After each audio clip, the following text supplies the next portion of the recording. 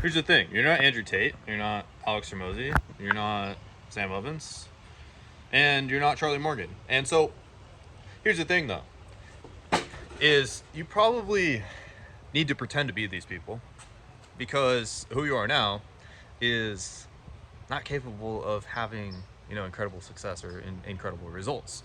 And there's something about these people that they've had incredible success and incredible results, and that's why they're so successful and famous and are able to do incredible numbers of making millions of dollars a month.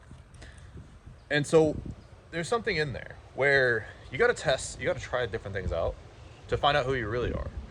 And the only way to find yourself is to lose yourself and to become delusional and to try out doing other things. And so I see a lot on Twitter and social media where people are making fun of these people that are like Andrew Tate lookalikes or Alex Hormozi lookalikes or Imai Gadzi lookalikes. And they get a lot of shit because, they're not actually that person and they're trying to, they're presenting like a false version of themselves. But I think that's, overlooking a small or a huge part of like our personal development and growth and really becoming like the best version of yourself. And in fact, the person I am is become a constant emulation of so many people and finding which parts of those people that are me and that's easy for me, and then finding out which parts of those people are not me. And I've tested so many different things out, like especially when it comes to making videos and making content. Like, I've tried a lot of stuff and I'm still trying to kind of figure out like what it is that's me. And I've made videos that get like hundreds of thousands and millions of views, and I've also made a ton of videos that got like jack shit reviews. I've made over 1,000 videos in the past 5-6 years, and I've had a lot of success and I've also had a lot of failure. And a lot of it was I would try to find somebody and I would just pretend to be them, as in like if they had my life experience and they've gone through the things that I've gone through, what would be the substance, like how would they present the information, what would they do, what would their mental model be, and what would be their perspective of what they should do right now. And the more that I would, I guess, tell myself that that was bad and not good, that I was trying to pretend to be these people, the more that I kind of discouraged myself and the more that I got away from actually being able to find myself. And it actually kind of deprecated my personal development and my growth because I kept telling myself, oh, I'm not that person, and I was being a false version of myself. When in reality, I was just accentuating different parts of my personality, because we're all things. We're all of us are some form of an introvert. All of us are some form of an extrovert.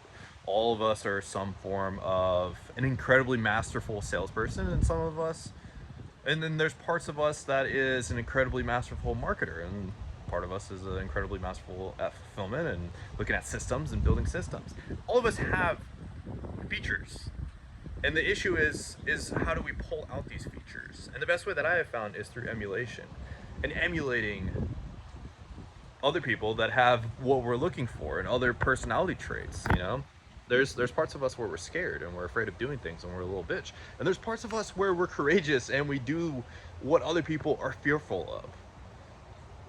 And so we can pull these aspects out of ourselves by pretending to be people. I'll tell you kind of my personal story. Is when I first got started into YouTube and uploading content and creating my own brand, I found somebody that was a little bit better than me at YouTube. His name was Hayden. Actually, it's kind of funny. I became friends with him over time, just mutual friends and stuff like that. But his name was like Hayden Bowles. If you know anything about money, YouTube and stuff like that, I think this was like 7 years ago. His content was doing really well, and I was I had some success in real estate, and I was kind of a loser. But his content was doing well. I think he had like 10,000 subscribers at the time or so. And so what I did was I watched his videos and I just pretended to be Hayden in my videos, and I did that for a little bit. I was awkward, he was awkward in his content, and it just kind of meshed well with my personality at the time. And then I think there's so many people that I've tried. I think one guy, this is super niche, but his name was like Max Maxwell. He was like a real estate guy. And then inevitably I found Alex Becker content, and then I pretended to be Alex Becker for a while with my content. You'll even find some YouTube videos of me where I was in my garage and I had my $100,000 supercar behind me. It was no Aventador Ferrari like he had in his videos, but I had my $100,000 AMG GT in the background. And sometimes I still will make some videos where I have cars in my background in my garage, and I'll pretend to have that mindset. Now obviously I'm not going to have any of the experiences that Alex Becker did. Maybe like some experiences that are somewhat similar, but I would I would tell myself that I was this person, you know, like me doing this video right now. It's kind of a resemblance of like Ty Lopez recording his videos and walking around his backyard and in his garage and recording content. And so, and all of these people that you look at, like that we look up to, and Alex Hormozi, Ty Lopez, like I said, the list goes on. They just emulated somebody else. They had somebody that they pretended to be when they did their videos and their content. And that person that they pretended to be was kind of the personality that showed up on camera. And it was ultimately like an accentuated version of themselves. Now, obviously, I'm not ever going to be 100% of any of these people. But when I, you know, ask myself, what would Ty Lopez do? It's kind of like the whole saying, like, what would Jesus do? But just asking myself, what would this person do? And in this situation with this exact problem, and they would go do this, or they would talk about points this way, or they would go do these things. And so the main thing is emulation isn't bad. I think it's been super frowned upon in the world of self-help and personal development and making money online. But I think there's something to it. I think people make, like I said, there's something to it. And I've done all sorts of I've done all sorts of weird emulation things. Like, I really didn't care about watches, and I got into buying watches. I love cars, that was one thing, but I more so bought a car just because it was like what the people I looked up to had. I moved into a nice house because I saw that's what other people had as well. You know, Ty Lopez videos, he had his backyard, and I was like, cool, I want to have a backyard.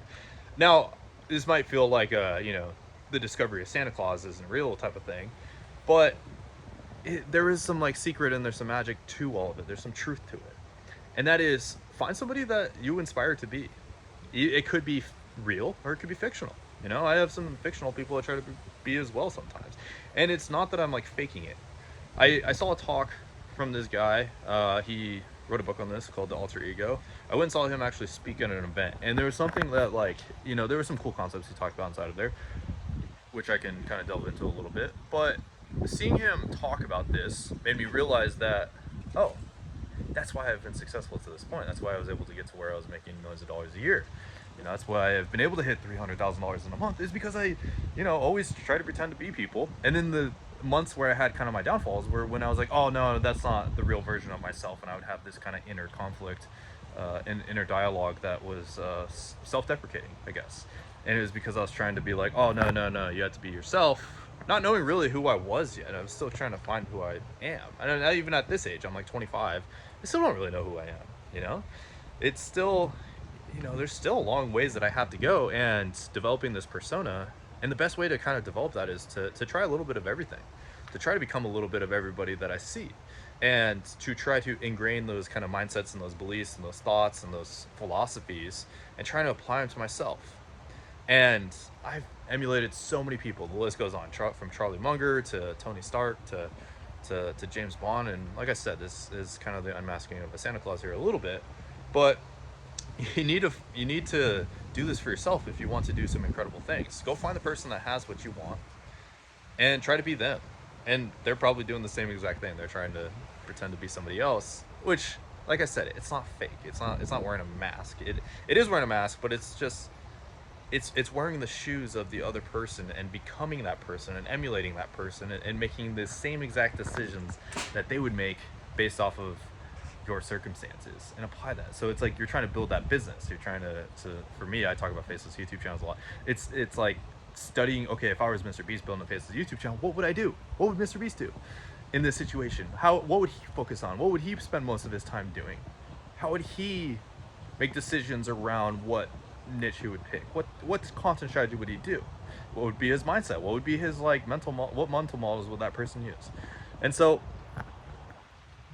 you know, like, I think these days, I think a lot of that has been wielded falsely. I think, like, you know, superheroes, they used to be super macho and masculine, and then now superheroes are lame. I mean, like, you look at Spider-Man, like, dude, the guy's a pussy. But he's cool in a way. Tom Holland's pretty cool, but it's like, you know, he's not really the most masculine man. And it's kind of like what the, you know, I think some certain organizations or, you know, people in this world know the power of emulation and the power of being a fan of something. And so we got to ask ourselves, who are our heroes And play a lot into that. You know, us as children, we were really good at that. We would always play pretend. We would always play pretend to be, you know, Batman and trying to solve the crime and do the thing or whatever it was. Like we were really good at playing pretend. And it's not, you know, all that we are is just big children at the end of the day. So it's really natural for us to try to pretend to be these people and to try to emulate these things. And so find out who that is that, you know, that you inspire to be. Maybe it's a football player. Maybe it's I don't know, whoever it is. Pick it and just study them. See what they would do. And then when you're doing something, ask yourself, what would this person do? And do those things. Would they sit around and just watch Netflix all day?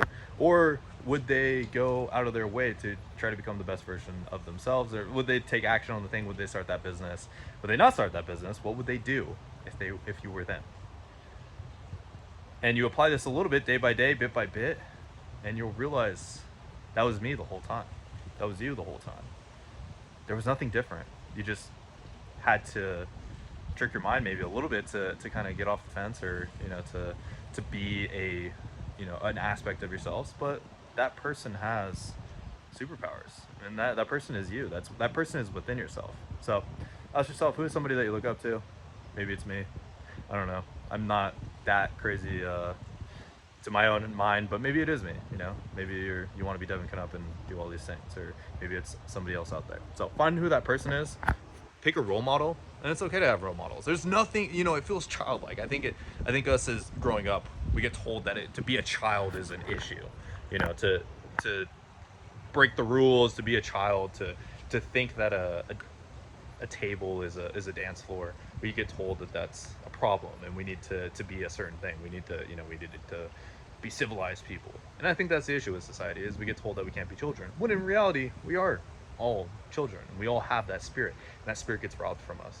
So are you going to let that spirit keep being robbed from you, or are you going to allow it to be your superpower and to allow you to be the greatest version of yourself that's out there, that other people are going to look at you and think, wow, I want to be like that person? We all have a choice. The choice is yours.